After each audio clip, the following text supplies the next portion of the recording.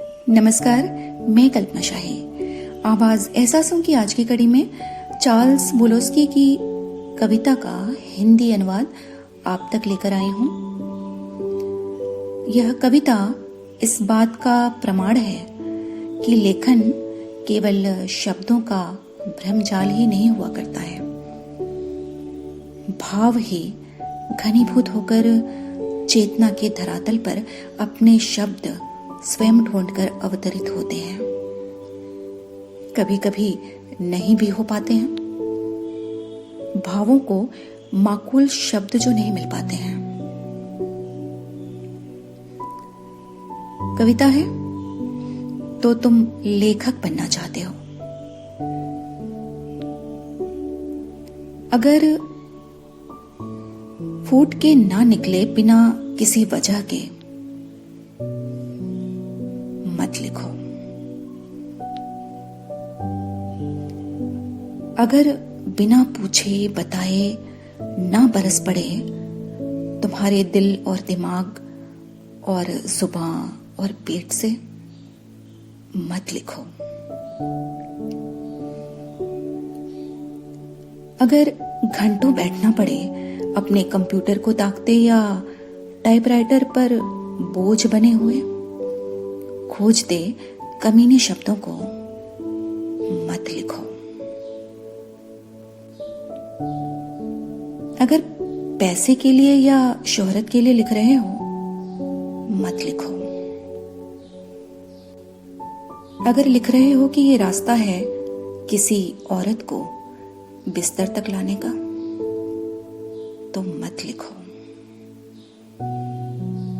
अगर बैठ के तुम्हें बार बार करने पड़ते हैं सुधार, जाने दो। अगर लिखने का सोच के ही होने लगता है तनाव, छोड़ दो। अगर किसी और की तरह लिखने के फिराक में हो तो भूल ही जाओ। अगर वक्त लगता है कि चिघाड़े तुम्हारी अपनी आवाज, तो उसे वक्त दो, पर ना चिघाड़े कर फिर भी तो सामान बांध लो। अगर पहले पढ़ के सुनाना पड़ता है अपनी बीवी या प्रेमिका या प्रेमी या माँ बाप या अजनबी आलोचक को, तो तुम कच्चे हो अभी। अनगिनत लेखकों से मत बनो, उन हजारों की तरह जो कहते हैं खुद को लेखक, उदास, खोखले और नक्शेबाज, हारे हुए मारे हुए। दुनिया भर की लाइब्रेरियां त्रस्त हो चुकी हैं तुम्हारी कौम से, मत बढ़ाओ इसे, दुहाई है मत बढ़ाओ।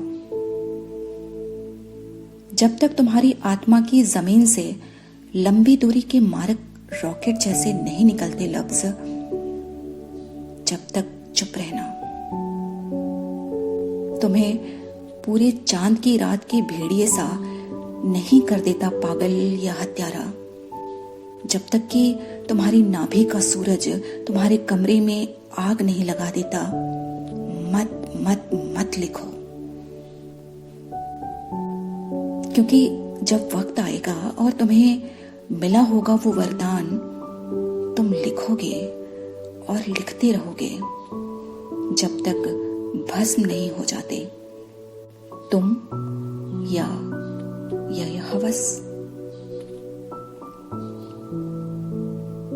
कोई और तरीका नहीं है, कोई और तरीका नहीं था कभी।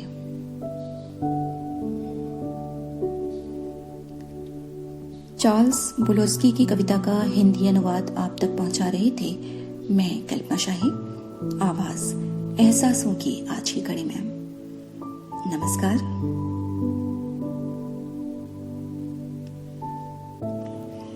नमस्कार, मैं कल्पना शाही। आवाज एहसास